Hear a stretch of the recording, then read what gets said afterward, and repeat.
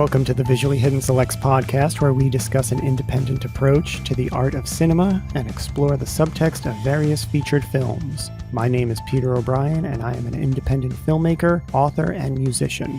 My name is David Bendler. I'm a film and stage actor and a pop culture enthusiast. I'm Anne Milleville, a French screenwriter and producer. Anne Millville will not be joining us today, but in her place, we once again are joined by our resident composer, Louise Lynch. Hey, everybody. And this week, our VHS selection is A Christmas Story from 1983, directed by Bob Clark and starring Darren McGavin, Melinda Dillon, Peter Billingsley, Ian Petrella, and a whole bunch of other children who are now men. So, if you have not seen A Christmas Story, then I strongly encourage you to head over to the Visually Hidden YouTube channel, subscribe so you don't miss any future selections, check out the video, check out the film, and come on back to the podcast because we will be discussing it openly with spoilers. Here we go. This film came out about a month after I was born, so it has literally been here my entire life, and I grew up with it. I watched it on TV a lot as a small child, and then it kind of went away for a little while. There was this period in the late 80s and early 90s where it just wasn't on TV a whole lot, but they reissued it on VHS, and I got a copy of it, and I just watched it like it was going out of style, which I guess it had already had, but it was getting its resurgence. This was before Ted Turner started broadcasting it like a bodily function on his networks at the holiday season. And that only threw more fuel on the fire because it really expanded the reach of this particular film. It's kind of insane. It's almost like the It's a Wonderful Life effect falling into public domain and getting played a bunch around the holidays where it really found its audience. And the same can kind of be said for A Christmas Story in that it really found its audience, I think, through television and video. I mean, it was successful in its day in the box office, but it wasn't a blockbuster or anything like that. I have such a fondness for this film that goes back to the beginning because, again, I was a small blonde-haired boy, like I related to Ralphie as a child, and growing up now I kind of relate to the old man. Darren McGavin. I think there's some type of transition that happens for people where it all clicks. And I think that's a real testament to the story as well, is like just how well defined these characters are, but also how universal they are as well. I just love this movie so much, and I watch it even when it's not the holidays. Like, this is one that I'll just throw on during the summertime for my pleasure, for my enjoyment. Like, it is, to me, yes, it is a Christmas movie. It is a Christmas story, but it's not pigeonholed to the holiday season for me. This is one that I can throw on in the middle of July and still have a grand old time with. Yeah, I think that's one thing for me too, that Christmas is an important piece of the story, but it's not like one of the cornerstones of it. I really think it's about kiddom. And I think the writer, Gene Shepard, did a great job as the narrator, putting words to the exaggerated world of children. And I think that's why it's been there your whole life. And I've watched other movies from my childhood as an adult, and they were cool. But this one, the poetry and the prose and the exaggeration and the humor of the narrator who's explaining his world as a child, but a child wouldn't talk that way. I think that's why it holds up so well over the decades, because even though those aren't words that a kid would use, if they could, they would, because everything is, I think, in a kid's world is huge, or, everything is bigger, everything is longer, it's more exciting, it's more devastating. Like, everything is kind of like over the top, right? And I think A Christmas Story captures that, like the relativity of time that kids experience and just the proportion of experiences that they have, and how it isn't just a couple of hounds running through the house. It's 785 of them. And even the father digging through the box for the prize. I doubt there was really that much packing stuff, but he was like in the box and like everything's getting thrown. But for a kid, like that's how it went down. That's what I appreciate about this movie. Just the spectacular world that kids experience. He puts words to it. Yeah, I mean, I agree with all that. You know, this is a movie again that's been or obviously around my whole life also, but I never really took an interest in it. I would catch pieces of it here and there, and I knew enough about it over the years that I knew what people were talking about if a reference came up. Every few years I try to go back and watch, and then eventually I just bought it one day on Blu-ray. I was like, let me just own the movie. Let me just take it home. Let me just give it a fair chance and sit down and watch it all the way through. And I did, and I liked it, but I didn't love it. And then, you know, I heard it was coming up on the list of movies for the podcast, and I watched it again with a complete open mind. And I got to tell you, this time I loved it, you know, and I've never felt that way about the movie before. I really appreciated, as Louise was saying, how they make you feel like everything in the kid's life is life or death. You know, it's like, oh my God, this is the end. This is and it really is. Is For it the them, rack? it is. Is it the Chinese water torture? What am I going to get? You know, Yeah, and it's yeah. like everything is that heightened when you're a kid. And I guess maybe for me over the years, I didn't appreciate that for whatever reason. But now I can go back and look fondly and I can identify with where Ralphie was at that age and all the stuff that he went through. And I think speaking to Louise's point, and this may come as a shock, but I didn't read the book. But I could only imagine that, like you said, yes, it's a Christmas story and a Christmas film, but there's so much more about the childhood, and it's really done so well. I always thought of this movie because as a kid also I didn't understand, you know, time periods and whatever, you know, when I was 6 or whenever this movie came, it always looked like it was an old movie, so I just believed it to be an old movie. I didn't realize it came out in 1983, but I always thought of it as like a Norman Rockwell meets Mad Magazine. Like if those two melded together, when you have the craziness and hijinks of Ralphie's fantasies of the guys in the striped pajamas jumping over the fence, the burglars trying to take him out, and he's got that shiny suit on with the gun, you know. But that's as a kid, everything is that big, it's that large. Your world is almost boundless, which is something that I miss in a way about being an adult. I mean, I can appreciate it, I can remember it, and to an extent, I could tap into that when I play with my kids. But I think the capturing of that is probably it's one of its finest qualities, if not the finest quality, because I think everything else builds upon that world of Ralphie's. I think it's easy to forget that. I'm glad you feel that you can tap into it. I think in watching this and now thinking about some of the conversations I have with my son and my daughter, I forget the emotional weight of some of these small moments for them. And I think one of my favorite examples of that is when Ralphie says the F word. And like you have like slow motion and you have this soap. And I got soap as a kid, you know, that whole Oh yeah. idea of washing your mouth out, like the gravity of like these Yeah. really small moments, because for them, they've had proportionately fewer moments just overall than an Yeah. adult. So I wonder how a kid experiences A Christmas Story watching it versus an adult, because I almost feel like there's more for adults in it. I think a Yeah. kid can enjoy it for sure, but I think there's stuff that will just go over their head, and not just like little like hidden stuff. I think it helps adults remember what it's like to be a kid. Yeah, I put it on with my kids in the room, and they watched it for a while, and after a while, they kinda walked away, and kinda like what I did as a kid.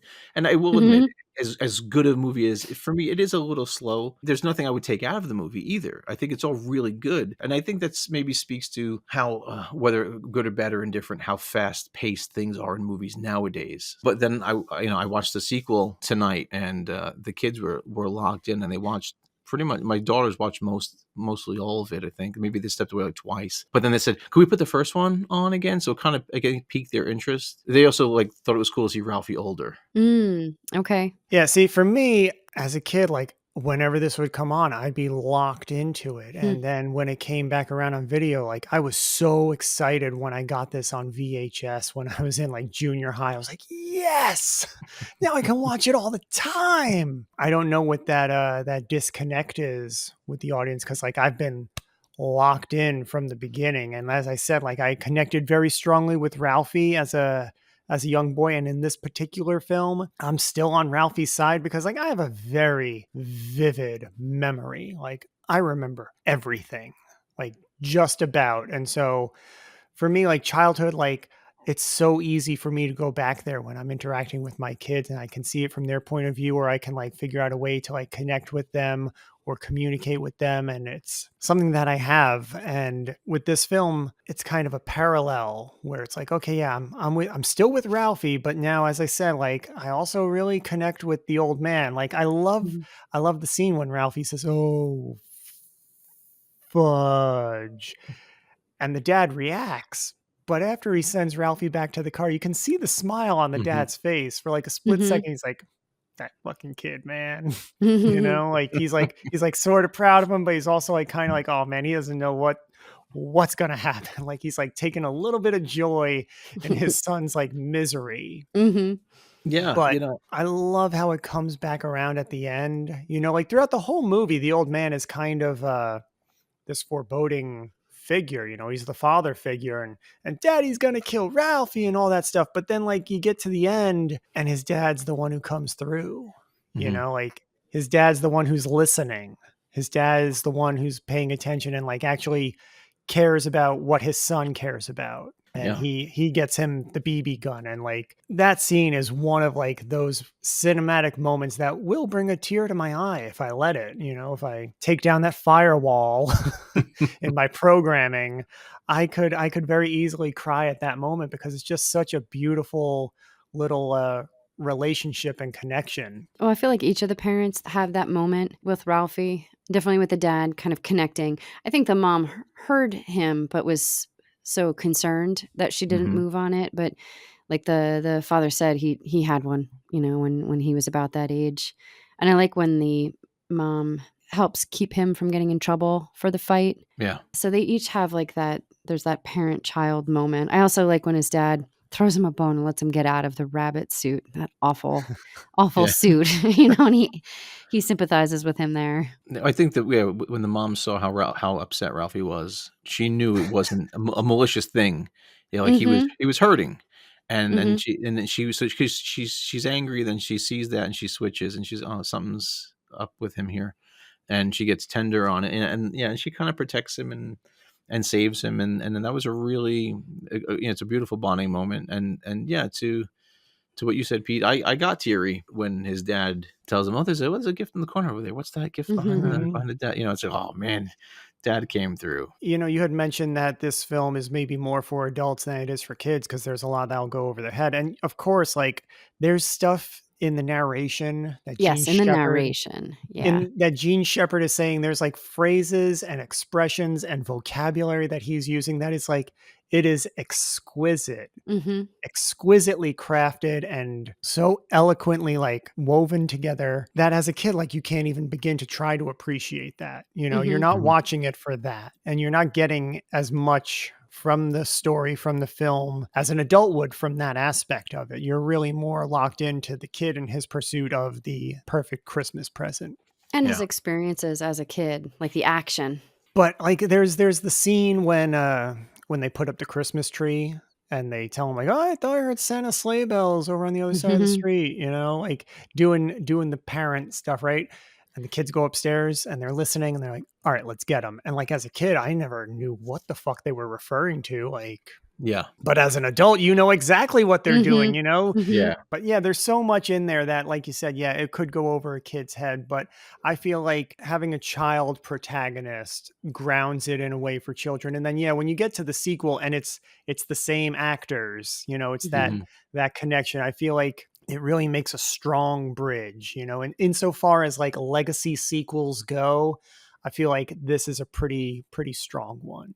I was very impressed with how good the sequel was, and I teared up a couple times during the sequel, which I didn't expect to, because I'm not as connected to the original as you are, but yeah, the minute he gets the phone call, it's, oh man, Mhm. that's what they're doing here, fuck, and Yeah. I could feel it welling up, and it's like, but it's because of what's built in the first film, and then like I relate to the dad checking that boiler all the fucking time. I'm down there. I'm checking the pipes. Is there heat coming through? Because we had a leak last year, which is was a fucking nightmare. I think that's what makes the movie special, is that the old man didn't want to be the old man. It's just, as you get older, you take on responsibilities and you have a family of your own, and things change, and you still want to be that person, because look how excited he gets when that stupid fucking lamp comes in the mail. He's still a kid, right? That's like his BB gun. That the fucking, with my major awards here, my major award. He's still in there. The kid's still in there. And Yeah. you don't set out to become the person you are in certain ways. It's just what happens over time. If you can have a moment where you could look back and say, man, I know what it's like to want that one special gift. I got to get Ralphie the gun. I think that's where the old man shows his true colors. Because, yeah, he seems like this very stern, Daddy's going to kill Ralphie. And like, he's like the head of the household. He's always grumpy about the dogs. And as a dad, I'm like, I feel like I'm grumpy all the time about stuff. And I tell my kids, it's not you. It's just Dad's got a lot to do, and you do. It is interesting too, because like from the get-go, like the father has this kind of like stern persona like built in because he's the dad, right? And like within the first 5 minutes of the movie, he's down in the basement just fighting the boiler. You can hear him yelling out on the street, as the smoke comes out of the chimney. And so like that's his like first impression, is this just, rough and tumble like provider who's like, weaving a tapestry of profanity that's, as far as we know, is still hanging in space over Lake Michigan. But at the end of the movie, even though the Bumpuses, hounds like obliterate that fucking turkey, and the mom is like in tears, he picks up the wing and he's like, fuck it, everybody get dressed, we're going out to eat. Like he's not gonna let that shit ruin Christmas. Like he's gonna find another way. And I think it's that foundational attitude of like, no, we're gonna have a good time. We're not gonna let this be like, I'm gonna be pissed because it's fucking stupid that this shit happened, but I can't let my kids down on Christmas. Yeah, that's it in a nutshell. You have to find another way. And it was beautifully bookended in the sequel, where Ralphie gets these responsibilities thrust upon him, like your dad's gone, you have to set up Christmas, your dad's gone to write the obituary, the star broke.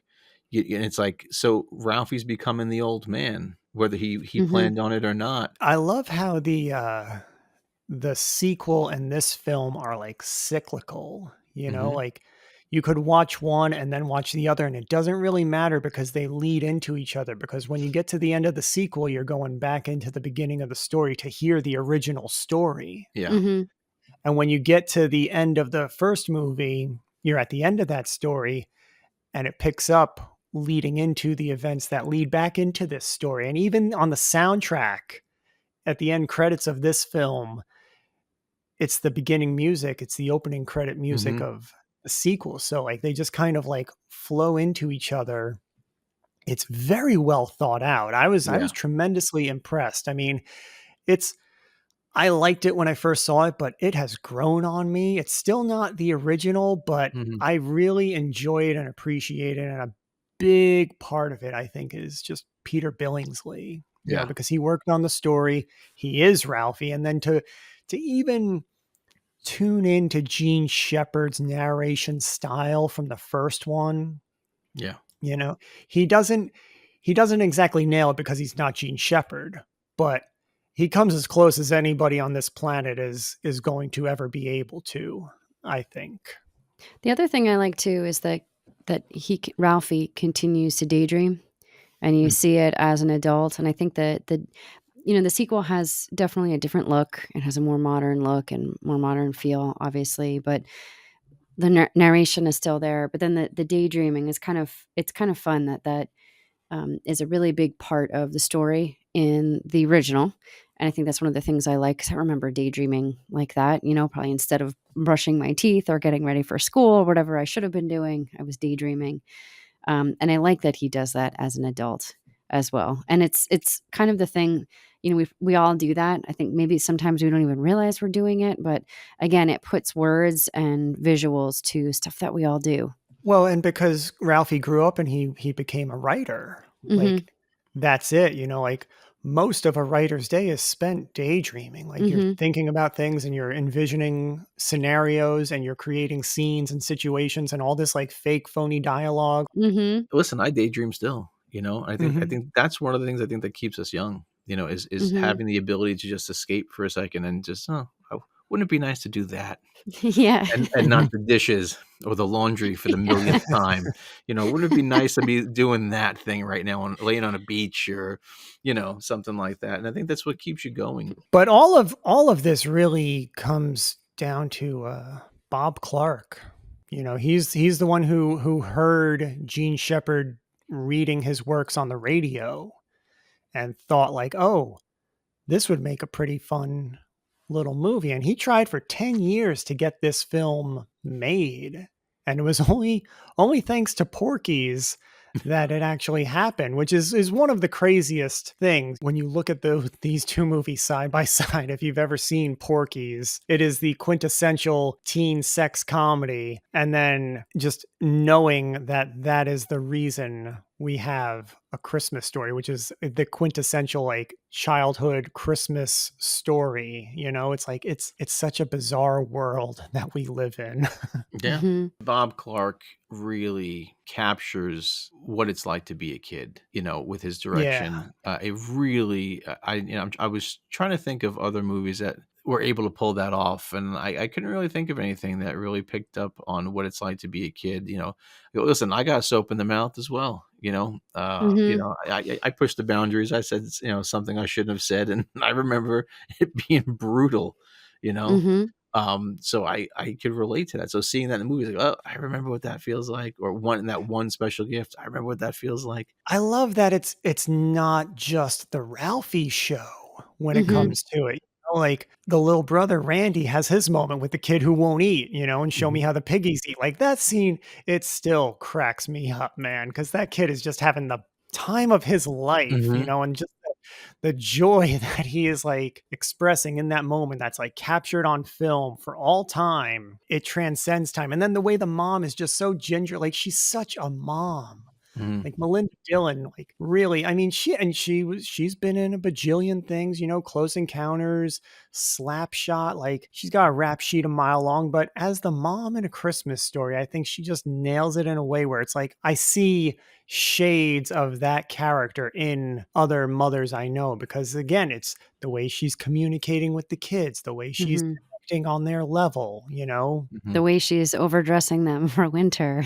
Oh, I remember those days too. That's so Mhm. Yeah, I know, right? there's so many of those moments, or daring somebody to do something at school, or Well, hmm watching. yeah, well, that's the thing. Like even his friends, even Flick and Schwartz, they have their moment and they hmm have their scene and they have their little story in this overall big picture of Ralphie's accounts of things, like the triple dog dare you scene. Yeah, the gravity of like, whereas an adult, like that doesn't mean anything. But when you're a kid, it's like, it's huge. It's like a Oh, black hole. yeah, it's like Yeah. he took off a glove and slapped him with it. He challenged him to a Yeah, duel. yeah, That's the essentially.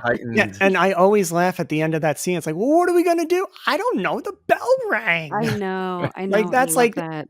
the bell rang. You got to obey the bell. Yeah. Yeah, like the authority and the rules. Yeah, you gotta stick with it. It really leaves an imprint on a kid. These hmm holidays, the time, and it's not just the presents, but this time spent with the family will stay with them forever. And as a hmm parent, I try to do the best I can. I know you guys try to do the best you can. Yeah, and there is a magic to that time for kids, whether it's Christmas or another holiday. I think like during like the darkness of winter, when you have all the lights and you have the Mhm. storefronts and there's all the toys and you wake up and there's snow and every branch has some on it. When you're a kid, that's just it's a winter wonderland. Well, Yeah, and also the whole movie, the whole original movie, it's you don't know what year it takes place in, right. Yeah, right? not It, exactly. Yeah. like you in the sequel, they tell you what year it is, and then they tell you how many years ago certain events happened, so you can do the math and figure out. But in the original movie, it's very, very vague. You can kind of approximate it because there's the Wizard of Oz. Okay, so we're after 1939, but there's no talk about World War II, so we're in the early 40s. Okay, but we don't have an exact date, and I think part of it is because it's that amalgamation of memories from childhood. hmm Maybe this specific Christmas story didn't happen all at once, linear the way it's presented to us. hmm The older Ralphie's memory kind of like combining events to make a more interesting story. I think that's what's fun about memory. I don't think we don't store a file. It's not like an unbiased file that we have and access. You reconstruct memories every time. And so over time things look different. Sometimes childhood looks more golden, or the olden days look more golden than the present because if we really went back to that time, maybe it wouldn't be. So I think that's part of the fun of memory and looking back at childhood. And now a word from our sponsor. This podcast is brought to you by Visually Hidden Selects. If you're looking for a spoiler-free recommendation of a classic film with professional analysis and insight, check out Visually Hidden Selects, exclusively on the Visually Hidden YouTube channel. Everyone else in that movie pulls their weight, but man, the whole story revolves around the fact that how likable, how relatable, how endearing is Ralphie. If Ralphie doesn't work, the movie doesn't work. And because No, and he's in just about every scene. Yeah, he's an adorable little kid with these, with this cute smile and these glasses and this little blonde hair, but he also has a mischievous side to him, a little bit of a conniving side, and all of that stuff plays so well. And with kid actors, I feel like they're either tremendous or they're like, whatever. And I think he's one of the tremendous ones. He really sells the film and the subsequent sequel, because if you didn't care about the first one, you're not going to sit through the second one, which I think not enough can be said about him. And also, you think 7 years down the road we get Kevin McAllister. Maybe we don't get Kevin if we don't have Ralphie. I think it's cool that between the original and the good sequel, we get to follow his triumphs. So he, there's like the triumph of getting the Christmas present that he wanted. And then later on, the triumph of pulling off Christmas, as like the guy in charge now, and the triumph of publication. I did want to mention the triumph of beating the dickens out of that yellow-eyed kid, Scott Farkas. And I feel like that's another pull for me in this movie, that again, it could be with Christmas as the backdrop or not, but not everybody, but I think a lot of people had to deal with bullying. But I love that scene. And I love how he says, in our world, you're either like a bully, a toady, or what is it, nameless rabble? Victims, yeah. Yeah, victims. Yeah. So I know which category I was in. But I also just like he just got pushed too far, and then he was upset about it. Like, he didn't particularly feel good. He had this moment of insanity, and then was upset afterwards, as like any good person would be. And then you have that ensuing solidarity with the mom. Well, and the brother. and remember, right before that scene is when he gets his theme back, and the teacher says, "You'll shoot your eye out." So he's already beaten down, he's broken, and then they fucking pull that shit with the snowball of the face, and it's like, oh, you picked the wrong guy on the wrong day, kid. Yeah, and every time I watch it, it's new. I'm rooting for him, it's like I'm seeing it for the first time. I remember years ago when I saw that scene, I was like, God damn, he's giving it to him. That went on for a couple minutes. Yeah, it did. My son was watching. He was laughing. He was hysterical. He's really giving it to him. I was like, they got Ralphie and he on starts right hands. Yeah, and he starts making his own tapestry of obscenities. It's good for him. I love how they incorporate the look of the department store, because that was massive when we were kids. The old school classic, like the Macy's. That was the one for me, when I was a kid. That was the place to go. That was it was the real Santa was there, and you had to go. Macy's was the place. So I really think they captured that vibe really, really well. And I love the way that sequence starts, coming up the escalator, and it's like, there he is up on his mountain. All worship, all praise, Santa Claus. Yeah. And then when he gets up there, it's just, with the fisheye lens going around to the 360, the ho, ho, ho, that delusion, of the kid, you get that so built anxiety, up. that stage fright. Yeah. It's like, football. What's a football? Right. Your mind goes blank, That was a real Ralphie. Exactly. And Ralphie's been prepared the whole fucking movie up to that point. An hour we've been hearing about this BB gun. He finally gets there. He's at the wizard's door. And he chokes. Yeah. And it's like, oh man. But I love how he recovers on the slide and he crawls back up. He's like, no. Yeah. I want official Red Ryder carbine action 200 shot range mile air rifle. And that smile. Yeah, shoot your eye out. And so, yeah, he just shuts him down and pushes him with his foot. It's like dismissed. I Yeah. think that's another thing too about Christmas. Sometimes it gets so built up, and there are these things that like just create a lot of pressure. Like, sure, Oh, yeah, a yeah. kid's gonna like completely just blank when they're up on a mountain. There's like people all around. There's lights. There's kind of scary Santa. Yeah, the But then elves like are yelling at him. yeah, You're and then hot, like everyone's in like the end, sweating, you're getting rushed. yeah, exactly. You got sent to the back of the line. You Like gotta you sit gotta with wait that guy in the longer. goggles for an hour. Yeah, they keep saying weird stuff, right? And I think like the really enjoyable moments are like the little ones. It's like after all of like the fanfare of the presents, the one that's hiding in the corner, or like after the kids have gone to sleep, like just watching the snow fall. So Mhm. I think that's another thing too, is just again like the importance and the weight of those smaller moments. Even when, the camera's panning across the floor and we see Randy sleeping in the pile of ripped up wrapping paper holding his Zeppelin, you His know? Zeppelin. Yeah, it was just like he got what he wanted and he Mhm. conked out, he's at peace. I really love the music in this film. I love the holiday renditions of the songs. And you just mentioned the shot of the parents sitting watching the snowfall. Like that's another like that shot will bring a tear to my eye because it sucks me right back to my Mhm. childhood, and like the same kind of bulbs were on the tree, and we had the Mhm. tinsel. We didn't have garland, we always had tinsel.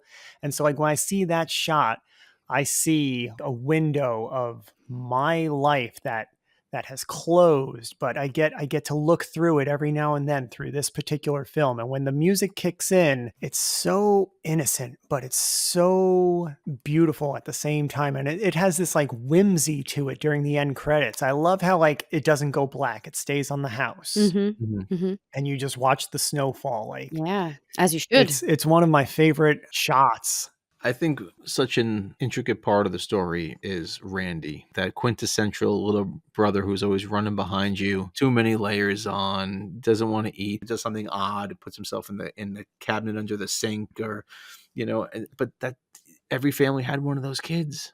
Mhm. Or if Yeah. you didn't, you knew somebody who had one of those little brothers who wouldn't go Mhm. away, and it's such an intricate part of growing up in that Mhm. in Yeah. that era.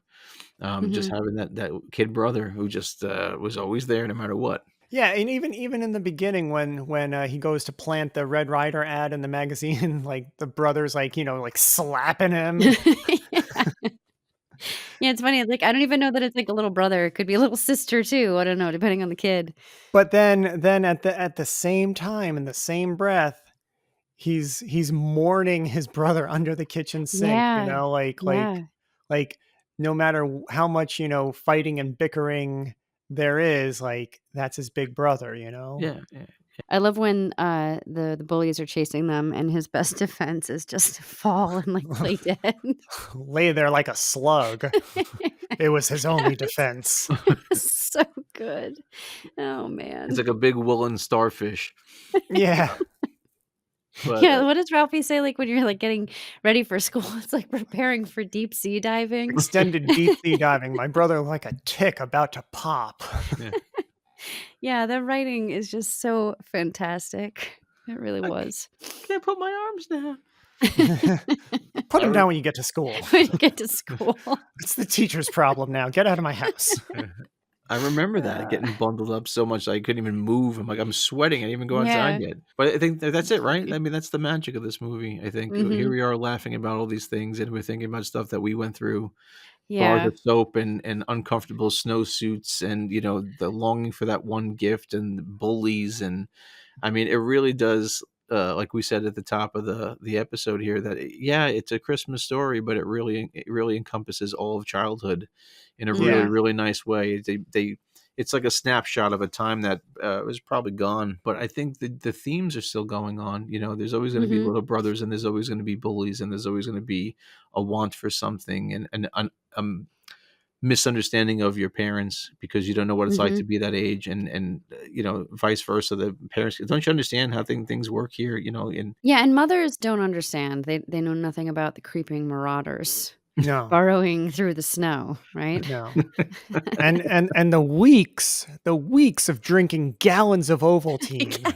Listen, to save up for the Little Orphan Annie's Secret Society decoder pin. Like, that shit's important, man. that was my biggest beef with this movie. My only negative, there's not enough Ovaltine in my world. I love Ovaltine. Bring it on, Ralphie. If you don't, I'll drink it for you, pal. It's so good. I love how like that's his wake up call, like that's his reality check. Like, a crummy commercial, son of a bitch. It's almost like a little bit of real life slipped in. Oh, Yeah, Went yeah. out to face the world. Yeah. Wiser. But man, I love when he's trying to sneakily add that ad for the gun in her magazine, and the way he just adjusts it on her pillow just so.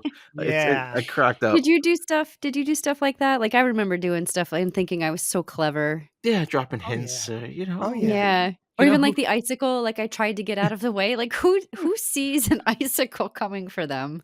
But he just had this, like, he just had to adjust the story, just like the Right. magazine. I think another just great aspect about this particular film, yes, the story, the narration, the child actors, but Darren McGavin and Melinda Dillon as the mother and father, and what they're doing and what they're doing with their characters is great. I mentioned in the VHS video that they had offered this, or they sent the script to Jack Nicholson. Yeah, for that the makes me old man. chuckle. And I could see him, but maybe I just feel like Darren McGavin is the guy, like if they were in the room together. All right. And here you have Academy Award winner Jack Nicholson and Kolchak the Night Stalker. Like, I'm going with Darren McGavin, like 10 out of 10 on this one, simply because he is the old man, Yeah, like some things Jack has an amazing toolbox that Mhm. he can pull from and play with and make you something spectacular with. But Darren McGavin has a different toolbox, and I think he just has the right tools for this particular role. yeah, fixing the boiler. But Yeah. yeah, I mean, Jack, I think, is too big in the Mhm. sense of who he was and is, and Yeah. it He wouldn't would have work. outshined Ralphie, and this is Ralphie's movie and his Yeah. story. Some things happen the way they were supposed to, and I think this is one of those occasions. And listen, I love Jack Nicholson, Oh, to the yeah. till the cows come home, but he just not right for it, and I think they made the right call. Yeah. I mean, I feel like, trying to be objective, he would have done a good job because it's Jack and he Yeah. can't do a bad job. He can Right. be in a Mhm. bad movie, but he can't do a bad job. Absolutely. But for this one, yeah, 10 out of 10 times I'm going with Darren McGavin because he just has the different qualities. What I love about the parents in this movie, a lot of times in movies where a kid is a focus of the film, the parents become one-dimensional, either stoic or strict or just unrelatable or just distant. They seemed like a family. They were engaged all the time, and I love that Yeah. they had their own personal quirks. They were real people, and I think that makes all the difference in the world. So that scene when the very final shot of them all together, the Chinese restaurant cracking up together, you buy Yeah. it because you've been on this journey with them, and how quirky and how silly they can be, and how weird they can be at times, and it was just a perfect button. Yeah, and you get some time with them too, like the banter between them regarding the turkey. She keeps coming back to like, get your hands off the turkey. And then I love the blue light bulb or the green light bulb too. Like just some of the little banter between them, that there's time made in the film for that. And it's funny. Oh, but the absolute best is the scuffle between the lamp. Of course. And when she finally breaks it, like you see her walking in there with the water can, like you as the audience, Yeah. after the fact, like, oh yeah, that was intentional, Yeah. I'll be right back. and just the way the old man erupts, Yeah. jealous, broke. jealous because I won. And then, you used up all the glue on purpose. Like the venom that's in He's like his Smeagol. voice. Not a finger. And I love when he's That's putting all he it can back muster. together when he's putting it back together and you just And you see see the her in the mom, back. yeah, just Yeah, like it's cracking great. up as it falls to pieces. But then quickly course correcting when he turns. Yes. Yeah. That's the kind of stuff you get from a long-term relationship. There's still the love there, but like, you Mhm. blow your top, like, and but it's reeled in, he's not hitting her. He's not overreacting. He's not beating her with the lamp. Yeah. Mhm. It's so well played, and like the characters are so well defined through the performances of the actors. Really nice depiction of a family. Mhm. 100%. I love when the dad comes home and he's like, I won. And then he yells at the dog, and then the dog's like ear gets caught in the door. And it's like, serves you right, you smelly buggers. Yeah. I love like that's totally not necessary, but I love that scene.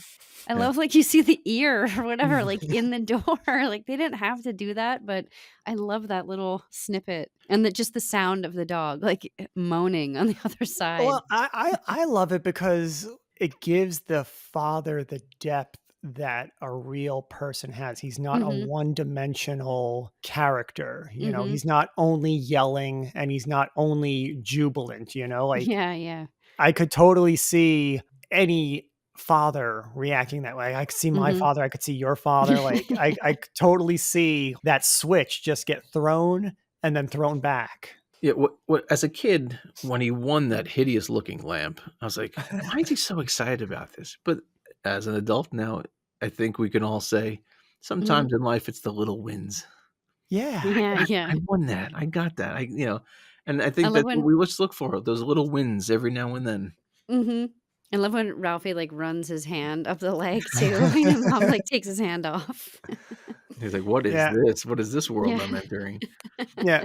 For me, like there's not a bad scene in this movie. It never feels long. Every single scene or sequence gives me a smile or a laugh. When we've talked about like at least a dozen of them already, and when they go to get the Christmas tree, and it starts off with the mom don't want to waste electricity, Mhm. and then they're at the market and the old man's, bargaining with the guy.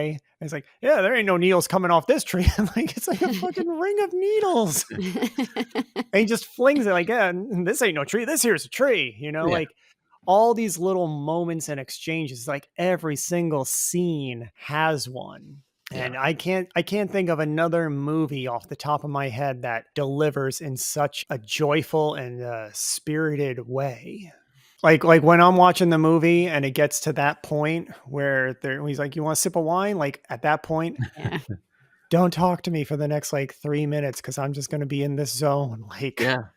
I'm walking across the room with Ralphie now. Like I'm in his shoes, I'm there. And then on the reverse, I'm just overjoyed as the father watching him like unwrap this present. Like it's like that magical moment that's captured and executed so well because the mom isn't even in on it. Mhm. This is just between the dad and Ralphie.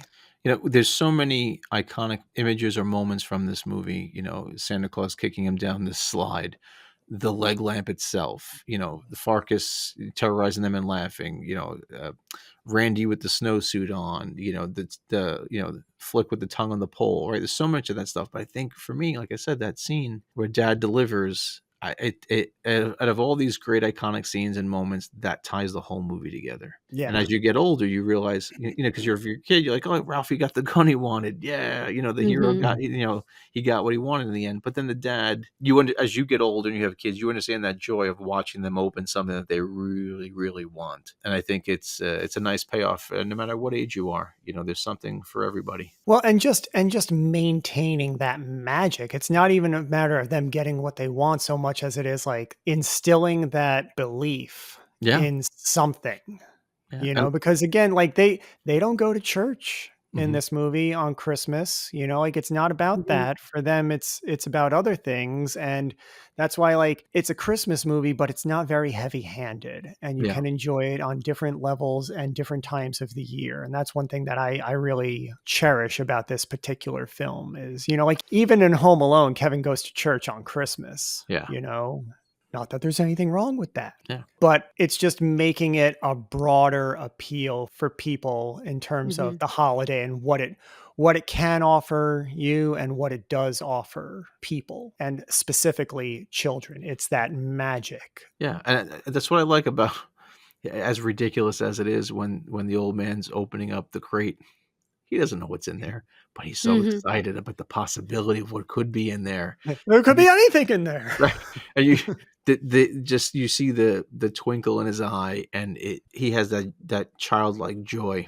It snaps you back to see like that's still in us, as we get older. It's still there. Sometimes it's buried and other things get in the way, but it's still there. I adore this movie. It's kind of in the same way that I adore Rushmore. Like I watch this movie and it makes me happy. It takes me where I need to go during the course of its running time, and it never fails to deliver. That will about do it for us here today at the Visually Hidden Selects podcast. We will be discussing a completely different film next time, so be sure to head over to our YouTube channel and subscribe so you don't miss any future recommendations. You can catch Steve and Bendler on Instagram over at Steve's Pop Culture Corner. Louise and I, of course, are also on Instagram as well as Letterboxd, so you can follow us over there and find out what we've been watching and see what we think. And until next time, don't shoot your eye out.